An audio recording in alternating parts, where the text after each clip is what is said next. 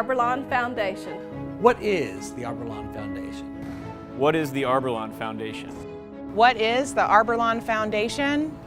These air conditioning systems are the Arborlawn Foundation. This sprinkler system that protects the sound building is the Arborlawn Foundation. The fire suppression system in the organ chambers is the Arborlawn Foundation. The foundation provides special music for the congregation. The improvements to the children's area are the Arborlawn Foundation. This too is the Arborlawn Foundation. The foundation helped remodel the food pantry. This allows us to help more families and school children in need.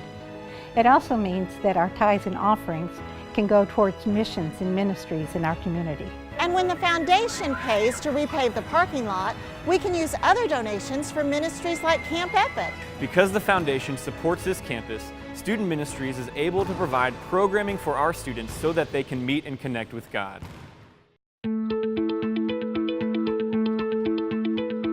You may know a lot about Arborlawn and our ministries. And still know very little about the Arborlawn Foundation. We want to change that, and we want to invite you to consider contributing to this important endeavor. The Foundation's mission is fundamental: to use contributions to improve the church property or for other purposes designated by donors. Donations are invested carefully, producing income in the form of interest and dividends. Typically, we use only that income to build, rebuild, repair, or replace parts of our beautiful campus. Let's use round numbers for an example. Say our investments generate an annual income of 5%. For each $100,000 we have in principal, we would have $5,000 to spend. We also accept specific donations for certain programs, like music or the children's ministries. People give in many ways. Some donate on a regular basis, quarterly or annually. Some make memorial gifts, honoring friends or family members. You may have noticed in some obituaries that families suggest such contributions. Another common way to contribute is in your will, so you're taking care of your church family as well as your heirs. Our long-term goal is simple: to build the foundation to the point that it will be able to pay for all property improvements on our campus. That would mean that every cent from the church's operating budget, your regular tithes and offerings, could be spent on our missions and ministries. A noble goal, you bet. So please keep this in mind. On this rock, we will build. On this rock, we will build. On this rock, we will build.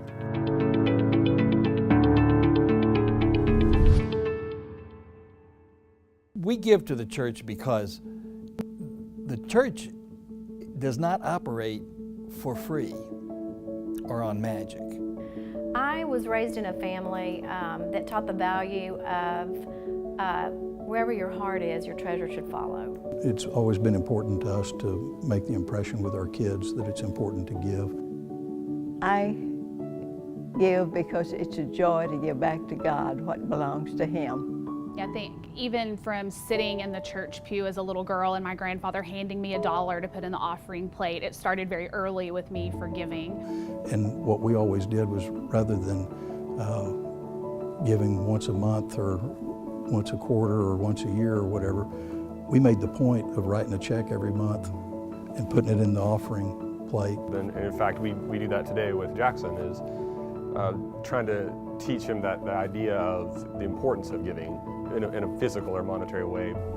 When I saw it in Salado, when I saw this statue in Salado, the first thing I thought of was we were building this sanctuary, was to see that statue sitting in this garden.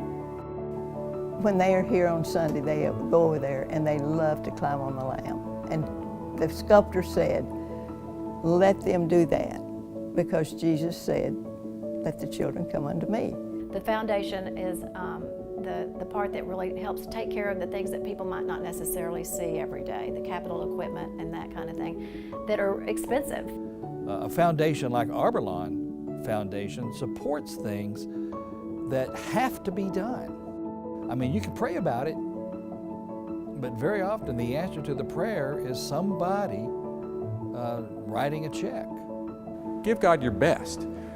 It's only what we expect from God. It doesn't make sense that we would give God what's left over in our lives. We don't want God's leftovers. We want God to give us His best we should give God our best as well. As a kid growing up, I saw those stained glass windows almost every Sunday morning, and it means a lot to me that they're here now, part of this beautiful church, and I want them to be here for a long time in the future, and I want my kids and grandkids to see those stained glass windows and for that to be part of their experience. The legacy that I hope that I've left is that someday he'll have children, and hopefully he'll stay in Fort Worth, and there's just no doubt in my mind that they'll be here too to carry on. The legacy of this church is very special to me. It's the church that we grew up in. It's the church that we brought up our sons in, and I'd really like to see our grandchildren be here and for generations to come. You need to repair plumbing.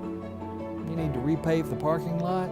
I don't care how good intentioned people may be, they expect to get paid for doing that work. And the Arborlawn Foundation is there so that the church can remain in good repair, in good working order, so that it'll be here 20, 30, 40 years from now. I see the future of this church doing nothing but growing and being better.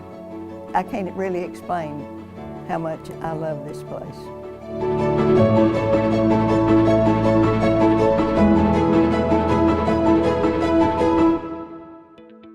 To whom much has been given, much will be required. He asks so much, but he gives so much. It's now our turn to pay back, to give to the next generation what we have been blessed with by previous generations.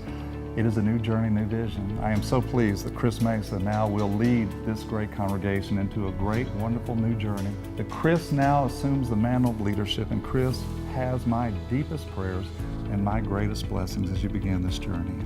Thank you, Ben. I am Chris Mesa, the senior pastor of the Arborlawn United Methodist Church. I can't tell you what a blessing and joy it is to follow not only my friend Ben, but to follow those whom Ben has followed, those who have set a foundation for him. And I'm reminded of the story from Ezra, the Old Testament prophet. From the 3rd chapter, I remember reading about the story of the temple. The text says that when the temple was being restored, the people gathered together and they were so joyous about what was taking place in their midst that they literally sang this song together. They sang, "God is good and God's graciousness endures forever." And the text says the reason they were singing this song is because the foundation of the temple had been laid. Foundation matters.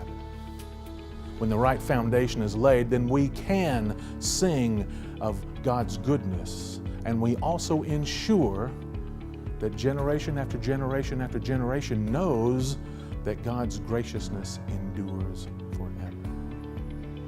You've done that work.